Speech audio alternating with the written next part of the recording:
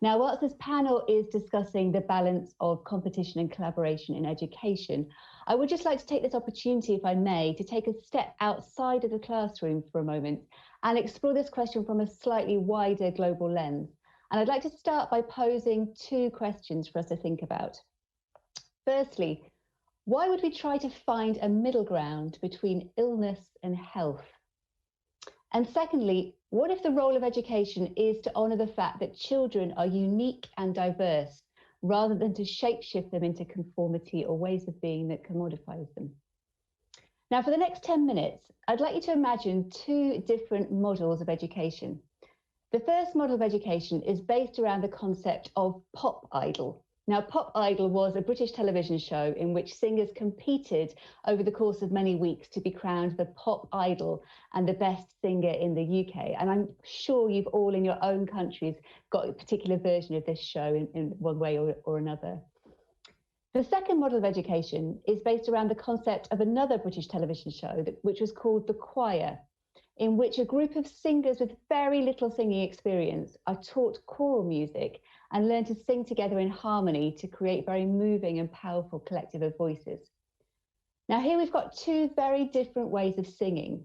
One is focused on competition, on individualism, and a single focused vision of success. The other is focused on collaboration, on working together, on adapting to each other and allowing every member of the group to strengthen and support each other as well as the whole. Now, across the world, it's clear to see that most of our education systems are, to various degrees, following more of a pop idol framework. When we look at the foundations of an industrialized and a factory line model of education in our past, these have spread across the world and evolved into what can perhaps be seen as our 3 C's of education: competition, conformity, and compliance.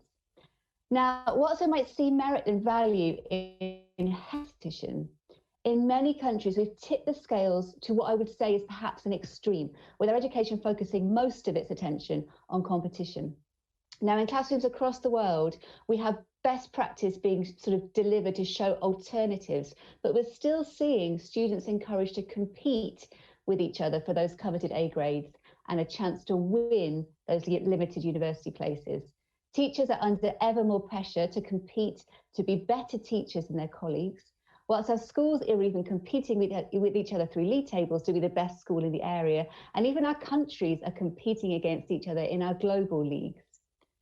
Now, the consequence of success in this extreme competitive model that we see, the pop idol model, is that in order to win, others have to lose.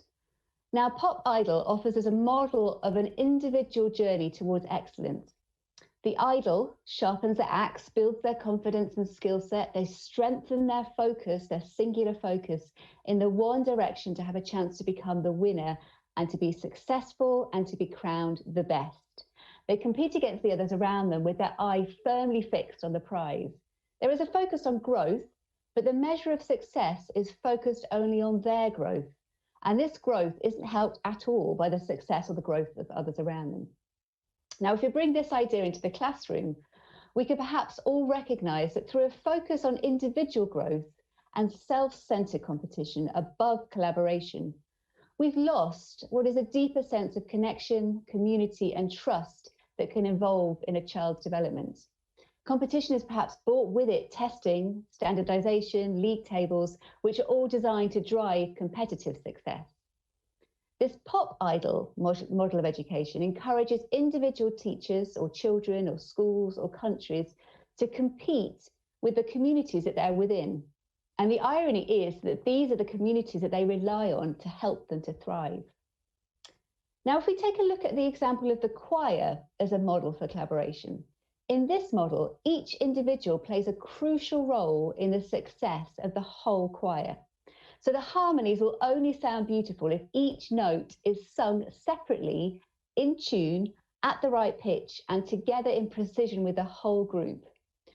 So in this second model of education, the individual shines when the whole choir shines. And yet the whole choir only shines when the individuals shine. Each individual in that choir matters completely to the success of the whole choir. And so they each need to be a success in their own right. The choir wins when the whole community is winning. Now, there's an essential need in this model for collaboration, for community, for trust, for adaptability, for reciprocity in the growth and the measure of success. Now, yesterday in the opening session of this summit, Andreas Schleicher talked about the need for us to be courageous and to face up to some of the essential needs of education in a changing world, many of which we cannot address by following our old ways and our existing patterns of teaching and learning. And this courage feels very relevant in this panel discussion today.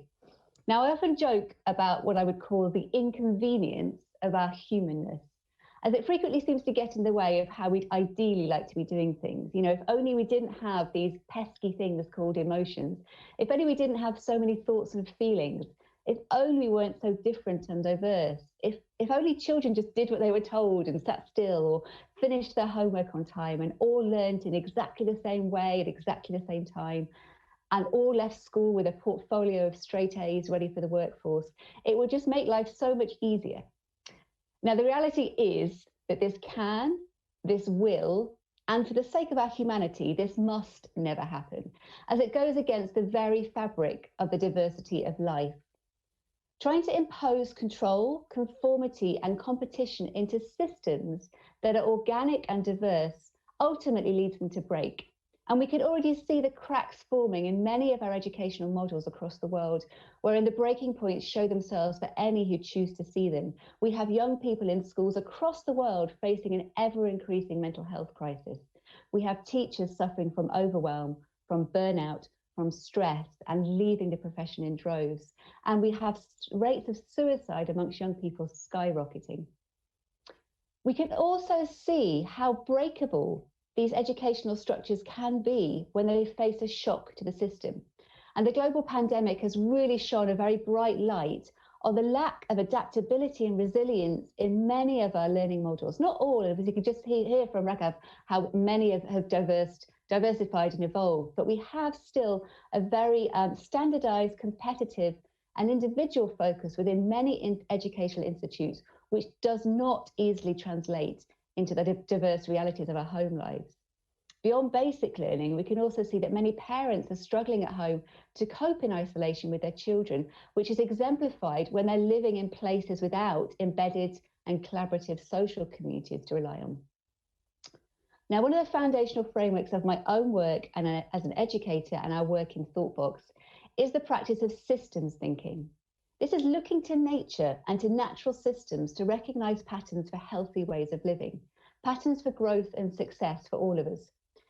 Now, us humans are, after all, just one species on this wonderfully diverse planet, and we have the exact same needs as so many of the other species that are living here. And so it's only natural that we need to follow the same patterns that we see in nature in order for us to flourish. Now, whether you've heard of systems thinking or not, all of us are vital parts of and integral to the infinite systems around us, whether that be the social systems of our families, the economic systems of our countries, the education systems we're running or working within, even the respiratory systems that we're using every day to breathe with. As with any natural system, the health of the whole system relies on the health and the vitality of each individual part. And education is no different. Healthy education systems are those which respond and adapt to what is happening around them. They recognize the value of each individual part, from the individual teachers, the students, the support staff, the cleaners, the caretakers, the parents, to the local community and the local ecosystems. Healthy schools recognize that they are not functioning in isolation from the community around them, but they're growing within that community, and they're as much a part of it as it is a part of them. Healthy schools are resilient by design. They welcome change, recognizing that change is a very natural part of growth. They listen and they're responsive to the needs of the individual as well as to the whole, understanding, much like the choir, that harmony won't happen if each note isn't being sung well and to the best of each singer's unique ability, whilst also recognizing that the harmony won't chime if each singer isn't happy enough or motivated enough to want to sing. Thriving is only possible if we've nurtured strong bonds in our community. We cannot compete in a zero-sum game with those upon whom we depend. Now, there is, of course, room for healthy competition, learning from and with each other and raising our own game to raise the collective game, with a sense of collaboration strongly embedded within this competition. But we flourish when those around us help us to flourish, and when we in turn help them to flourish too. So to finish, coming back to the classroom, I'll return to a question that I ask myself a lot in my work. What is the point of education? And I have to ask, if our education is not preparing children for the life that they're living in, if it's failing to recognise or celebrate the unique differences and diversities of our lives in favour of uniformity and conformity, if it's perhaps cutting and pasting knowledge into decompartmentalised chunks via conveyor belts of competition and stress that churn out overwhelmed, anxious, non-resilient young people who are disconnected from the world around them, then what is the point? Who are we actually serving in an education system that is structured on extreme competition, if it's at the detriment of the social and emotional well-being of the systems that we're all living in? What do we actually ever gain by being first in life? Now, as a social species, humans are built to connect, and everything around us is designed this way. Our bodies, our minds, our emotions, our societies, our ways of living, and all of the natural systems around us in which we flourish. And therefore, surely our education systems need to mirror the natural systems that we're growing within. Learning is not singular and transactional. It's social and relational, and it's an exchange and a balance of reciprocity, as is life. We are constantly growing, changing, evolving, and our education systems need to grow and change and evolve in these same ways. Now, the meaning and relevance of how children learn is a model for how they will live and grow in the world. Connecting learning to life and developing these core skills of relationship building with themselves, with others, and with the natural world, what we call at ThoughtBox triple well-being. These are essential in allowing our children to grow and flourish in the world. And so I would argue that whilst the winner of Pop Idol may stay in your memory for a couple of months, the harmonies of the choir will journey with you for a lifetime.